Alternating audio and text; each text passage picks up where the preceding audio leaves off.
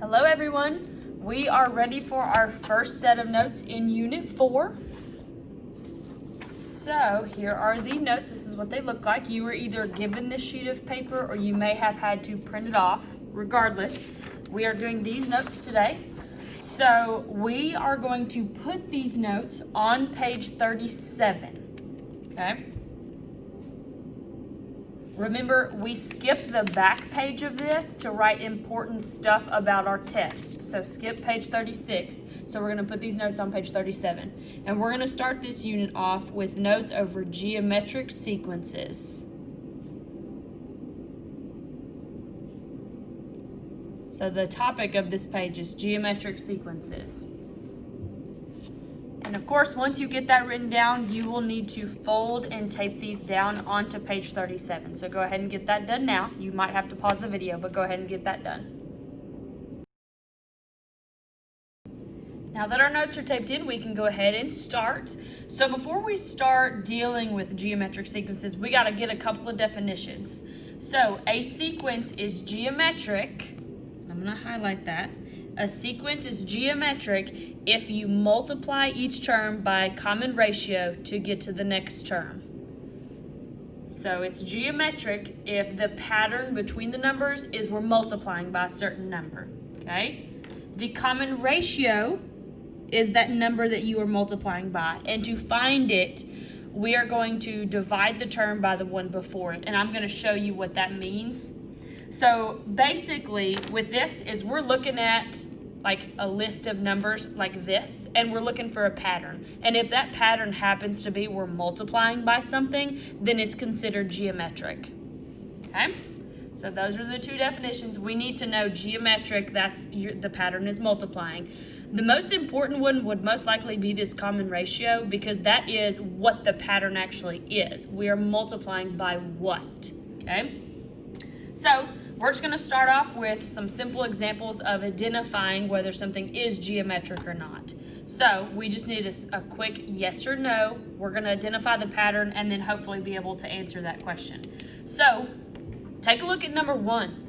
We have a list of numbers, 2, 10, 50, 250. Your job when you're looking at a list of numbers is to try and figure out the pattern. Maybe it's adding something, or maybe it's multiplying by something. Whatever it is, we got to figure out what it is. So with this case, I like to draw these little arrows. So 2 to 10. We could either add 8. So if you're going to try the add route first, if we add 8, if I add 8 again on this side, it doesn't work because 10 plus 8 gives me 18 and not 50. So we know that's not the pattern. So then I go back. We're looking for geometric, so try to think multiplying, okay? So I could do times 5, and then if I do times 5 again, it's still going to work. So no matter which term you're actually on, if you multiply by 5, it'll give you the next term. So multiplying by 5 is the pattern that's actually happening. So since we are multiplying by the same number over and over and over, this would be geometric. So we would say yes, and our common ratio, which we're going to let that be R, it's always going to be R, our common ratio is going to be 5. Okay? So this number right here came from the actual pattern that's happening. Once you identify what the pattern is, that number that you're multiplying, that's going to be your common ratio. Okay, let's take a look at number 2. So number 2, these numbers, they start at 500 and they go down. Okay, a lot of people, they freak out when the numbers are going down. That just means that you're multiplying by a fraction. So we have to figure out by how much are they going down. So here's how I think about it. 500, the next one is 250. That's half of 500. Well, so then I go to the next one and I check that one. 125, that's half of 250. So what we're doing here, we'll draw the little arrows, is we're multiplying by 1/2. We're halving it every single time. So times 1/2. And then 62.5 is half of 125. So we are multiplying by half. So since this number is the same each and every time, this is geometric, and the common ratio is 1/2.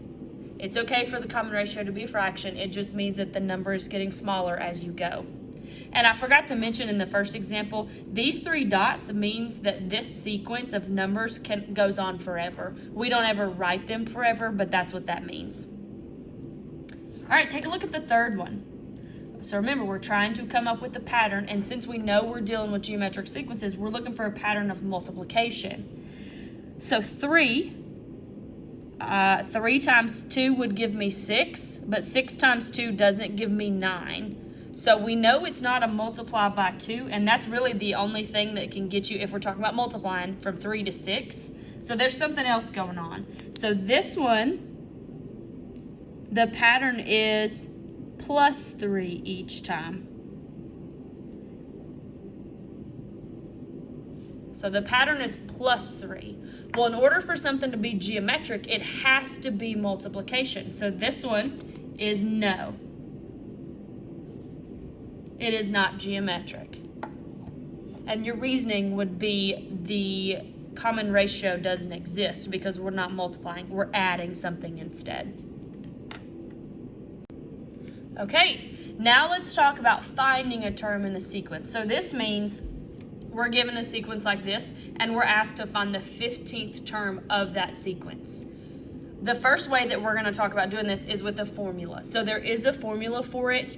You do not have to worry about memorizing it because our state gives us this formula on the state test. So don't stress yourself about trying to memorize this formula, okay? What we do need to know, though, are these. So the stuff that actually makes the formula, we have to know what that means.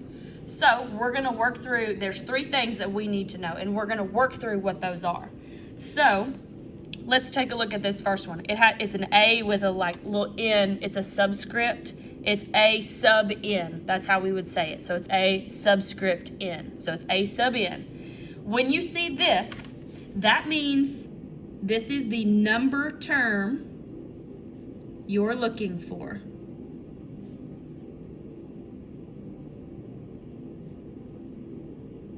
And I'll explain what that means here in just a second. So it's the number term you're looking for. So that's this side, A sub N. We got our equal sign. And then we have A sub 1 right here. A sub 1. That A sub 1 is your first term. It's the first term of the sequence. So now let's go back and talk about, well, let's go ahead and get this R. R, we've kind of already talked about this. The R is your common ratio. So that's the pattern that you're looking for. It's the number that is being multiplied over and over and over. Okay? So this N right here, let's go back to that A sub N. It's the number term you're looking for. And this A sub 1 over here told me that this was the first term. So here's what I want to show you. If I have this sequence right here, okay? If I have this sequence, we're going to label what these are. This right here is the first term of my sequence, so this one's name, quote unquote name, would be A sub 1. That 1 tells me that it is the first term in my sequence. This one is going to be A sub 2. That 2 just tells me it's the second term in the sequence. Then I got A sub 3, A sub 4, A sub 5. So this number down here, this subscript, all it tells you is the position in the sequence it actually is in. So like this one, A sub 4, that means 8, the number 8 is the 4th term of that sequence. So if we're looking for something like A sub 10, that means that we're looking for the 10th term of the sequence. That's it. So that's what that notation means. This just tells you the position in the sequence that you are actually looking for. Okay? All right, so we've talked about the formula. This is the formula. It's A sub 1 times R to the n minus 1 power. Okay? Now, we are actually going to use that formula and come up with, our example is the 15th term. So before we actually do that, there are a couple things that we need to identify right off the bat in order to use the formula. So A sub n Okay, that one, the n, we're looking for the 15th term, so we're looking for 15. So n is going to be 15. So we're going to substitute that 15 everywhere we see an n. That's the number term we're looking for.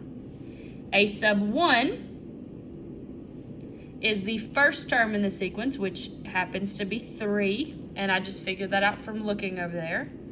And then my common ratio. That is the pattern that's actually happening between these numbers. So the pattern that's happening is we're multiplying by 3, because 3 times 3 is 9, 9 times 3 is 27, and it works. So our common ratio is also 3. So these are the pieces of information that we need, and now we're going to create the formula or create the equation for it. So here's what it looks like whenever we write it. We have a sub 15. That means we are looking for the 15th term. The next thing in our formula is a sub 1. That's going to be our first term. So I'm just going to write a 3. That takes care of that one. The next thing, we have that multiplication dot with an R. Now, we're in Algebra 1. We don't use that multiplication dot. Instead, we use parentheses. So we're going to put our common ratio in parentheses. And our common ratio this time is 3. I know it's the same number, but that's okay. They can be the same number. A lot of times they're different numbers though. So there's my common ratio. And then for my exponent up here, I'm going to do n minus 1. So I'm going to write out what it actually is. So n minus 1. So that's going to be 15 minus 1. We're going to go ahead and simplify this, and then you will use your calculator for these. So here's what it simplifies down to be. So we have a sub 15, 3 times 3 to the 14th power.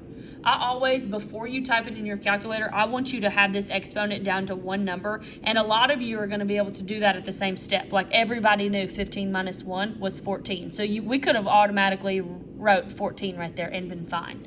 So geometric sequences, you are normally going to have a calculator for this, so they come in real handy. So I'm going to show my calculator screen to you. All we're going to do is type in exactly this, the right side, and we're going to figure out what the 15th term is.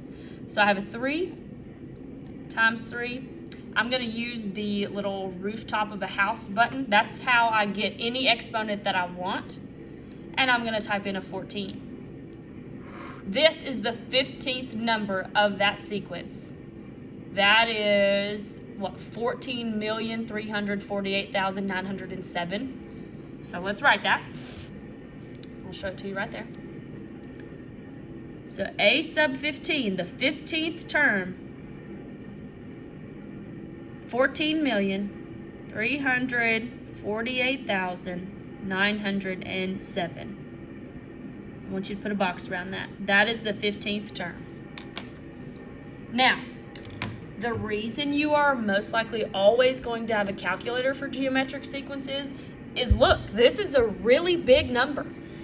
A lot of people, most people actually, cannot do that multiplication to get that big of a number that fast. So you're always going to have a calculator when we get to these types of problems. Okay, so now we are on the inside of our foldable where I have a couple more examples for us to find number of terms, okay? And the problem will always give you what number term they're looking for. So what I wanted to show you guys, which I'm sure you've seen it says by hand right here. So this problem says, what are the next 3 terms of the sequence? You can do these by hand if they ask for like the next 3 terms. It's super simple just to do it by hand. And here's what I mean by hand. The first thing that we need to do is find the pattern, identify what our common ratio is. We always need to know what the pattern is, what our common ratio is before we can do much of anything. So let's try to find out what it is. So remember, I know I'm dealing with geometric, so it's some type of multiplying. Okay, so 5 times what gives me negative 10? That's going to be multiplied by negative 2, and then I can check it again. Negative 10 times negative 2 is going to be positive 20, because 2 negatives make a positive. And then same thing down here. it'll work because it's a positive times a negative gives me a negative. Okay? If you cannot easily see that pattern, there is a way that you can identify it using division. So here's how you identify it. So we're going to write it over here on the right, or on the left, sorry. Common ratio, if we take the second term and divide it by the one in front of it, so negative 10 divided by 5. So negative 10 divided by 5, that will give me negative 2, which is my common ratio.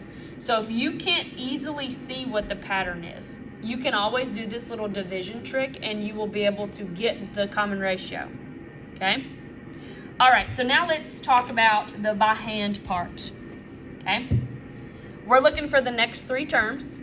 We have 4 terms right here. So this is a sub 1, a sub 2, a sub 3, a sub 4. So we are looking for a sub 5, a sub 6, and a sub 7. Those would be the next 3 terms of this sequence. Now, remember, I said you would always have a calculator, so there it is, okay? All you have to do, it's super simple to do this problem. We're going to take that negative 40, which is the 4th term. If I multiply it by negative 2, it's going to give me the 5th term. And then I just keep hitting multiply by 2. So I'm going to hit negative 40 times, I'm going to use my multiplication button, times negative 2. This is my 5th term. So it is positive 80. Now I'm going to, here's a little time saver on the calculators. If we're doing sequences, all I have to do is hit times negative 2 and it'll pull the answer from before, so I'm not having to retype that number. It doesn't really matter if it's 80, but if that was a really big number, that saves you some time. So then the 6th term is negative 160 times negative 2, 320. And there we go. There are the next 3 terms of that sequence. And all I did was multiply 3 more times and then I had it. So sometimes these problems are really easy to do by hand. It really just depends on what they're asking you to find. Okay? All right, let's take a look at that second one that I've got down there. You'll notice that I have a by hand and with the formula, because this one is one of those ones that you could really do it either way. So for a geometric sequence, so there it's given, geometric sequence, the first term is 8 and the common ratio is 3. Find the 6th term of the sequence. So the reason why I included the by hand part, we're only looking for the 6th term. So that one you're only multiplying a few times and then you're already at the 6th term. So if you're looking for, any term below like 10 or 8, by hand might be a little bit quicker, but if you're looking for like the 100th term, you're not going to sit there and do times 3 100 times, okay? So I'm going to show you the by hand and then we'll do the formula. So it told us that our first term, so here's the important information out of this. We have first term is 8 and our common ratio is 3. So those are the 2 important things that we need to build our sequence. So I'm going to start with 8 and all I'm going to do is multiply by 3, okay? Remember, you're always going to have a calculator. So I've got 8 times 3, that's going to give me 24. So that's the second one, and you just keep going. So I hit times 3 again, 72. Times 3 again, 216. Times 3, 648 times 3, 1944, and that's 1, 2, 3, 4, 5, 6. I'm looking for the 6th term, so I can actually stop right here. I am going to add those 3 little dots down at the end, because remember, this sequence goes on forever. I'm just going to stop because all I need is the 6th term. So this is the term that I'm looking for right here. So I'm going to write it in a way that, looks good mathematically. So it's a sub 6, because remember, we're looking for the 6th term, is 1,944. Okay? So you could easily find it by hand, especially if it's the 6th term. You can do it by hand really fast. So I'm gonna also show you the formula way, because if it's a really big number, the formula is a lot easier to deal with. So we need to label out what we're looking for. So n is 6 this time, because we're looking for the 6th term. A sub 1 is equal to 8. That's the 1st term. And my common ratio that I need is 3. So we're going to build the formula, use our calculator, type it in. So we have A sub 6. And remember, you're going to have the formula, but I will write it right here so that you can see it because it's on the front. Here's our formula. So this is what we need to substitute in. So we have A sub 6, because that's the n. A sub 1 is my 1st term, so that's 8. In parentheses is what I'm multiplying by, so that's going to be 3. And then here, we're going to save some time right here. It's n minus 1. Well, n is 6, so 6 minus 1 is going to give me a 5 up here.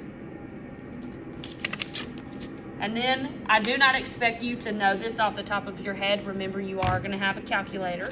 And so you would just type exactly that. So 8 in parentheses 3 to the exponent of 5. And we get the same answer. So A sub 6 is equal to 1,944. So regardless which way you prefer, they both are going to get the same answer. You just need to use your judgment. If it's asking for the 6th term, it might be faster to do it by hand. But if it's asking for the 22nd term, it's faster to definitely use the formula. So you're just going to have to use your judgment on that. Okay, now let's take a look at writing a rule for a geometric sequence. So before we get started with this, I just want to point out that the rule is the same thing as the formula or the equation that represents the sequence. It's not something scary. You actually already have the formula. You just have to plug in certain things for it. So, super simple to write. So, in order to write a rule, we need the 1st term. So 1st term and the common ratio.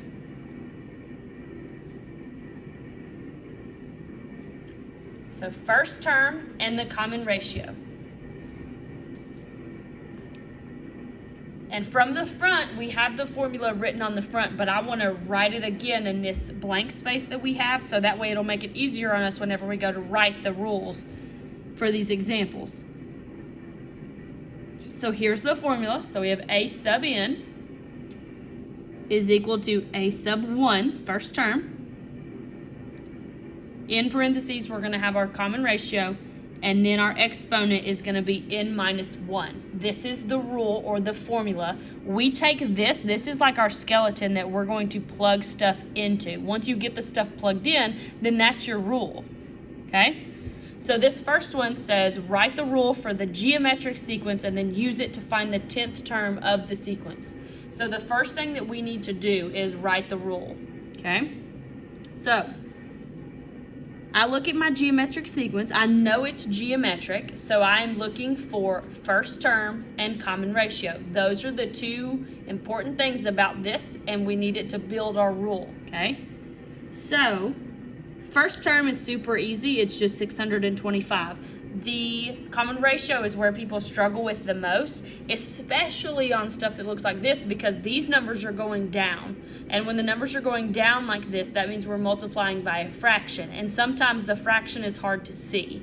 So this is what I tell my students to do all the time. If they can't easily tell, which personally for me, I cannot easily tell what this one is, looking at these first two terms. So I'm going to do this little trick where I just do the division. So my common ratio, remember, is R. Take the 2nd term, divide it by the 1st term. And remember, you are going to have your calculator, so please utilize that. So I'm going to have 500 divided by 625, and it's going to give me 0.8. 0.8. So I have 0.8. That is my common ratio. Okay? So now, let's go and build the rule. It says write the rule. This is the first thing. So if we're just writing a rule, then we do not plug in for n. If it says to write a rule, you do not plug in for n, because you got to think, you don't know what number term they're asking for. That's the second part. Okay, so we have to write the rule first. So a sub n, I'm going to take my first term, which is 625, and in parentheses is going to be my common ratio, which we just found was 0.8. And then remember, we have not plugged in for the n yet, so it's just going to be n minus 1. This right here is your rule. So this is the very first part of this problem. So it says write a rule. So we did, there it is. Now we're going to use this rule to come up with the 10th term. So now that I know I'm looking for the 10th term, all I have to do is plug in 10 to where those n's are. So I'm going to have a sub 10, because I'm looking for the 10th term, 625. And then we can all do this together because it's just simple math. If I plug in a 10 up here into this n minus 1, that's going to be 10 minus 1, which is going to be 9. Okay? And you will have a calculator, so you need to always use your calculator, especially on geometric sequences, because these numbers get really big or really small fast. So 625, in parentheses, I'm going to have 0.8, and then I'm going to have 9 as my exponent this time. So this time we have a decimal. We're going to round to the nearest hundredth on this one. So let's write it out first. So a sub 10 is equal to, I've got 83. Now, rounding to the nearest hundredth, so we're trying to determine if this 8 is going to round up or stay the same. In order to do that, look at the number behind it. If it's 5 or bigger, it rounds up. That's a 6, so this is going to be a 9. So we're looking at 8, 9. And there you go. That is the 10th term of this sequence. So the rule part is the first thing. You need to write the rule. And remember, when we write a rule, the ends we do not plug in for. And then once you get the rule written, that's when you use the rule to come up with the 10th term. So what I would like you to do is take a minute or two and do the second one down here. So you're doing two things: write the rule and then find the 10th term. Use number 1 up here as a guide in order to help you on this. And then once you get done, push play, and then I will have the correct answer for you. See you in a minute. As promised, here you go. So I want to talk through what I did. I actually did the little division trick to figure out what the common ratio is. I wanted to just show you again, sometimes when it's not as easy to see, if you take the second number divided by the first one, that gives you the common ratio, okay? So now that I had my common ratio, I knew what my first term was, I could actually build my rule or my formula. So I have a sub n. First term is 6, common ratio is 7, and then I've got n minus 1 as my exponent. After you did that, because that was the first thing that they wanted, now we need to find what the 10th term is. So that's when I actually just took 10 and I plugged it in. So I had 10, a sub n, I plugged in 10. But then for my exponent, I went ahead and simplified that because it was just 10 minus 1, so I changed it to a 9. And then I typed it into my calculator from there because that's a super big number and I cannot do that in my head. So this number is 242,121,642. So when we're dealing with geometric sequences, you are gonna have a calculator because these numbers get really big really fast. Like, think about it. This is the 10th term of this sequence. And so it's not that far in. It's just we're multiplying by 7. So these numbers get big really fast, okay? So we're going to talk more about geometric sequences and apply them to real life and see what kind of stuff happens in real life. So that's all I've got for you today. Good job, guys. See you next time.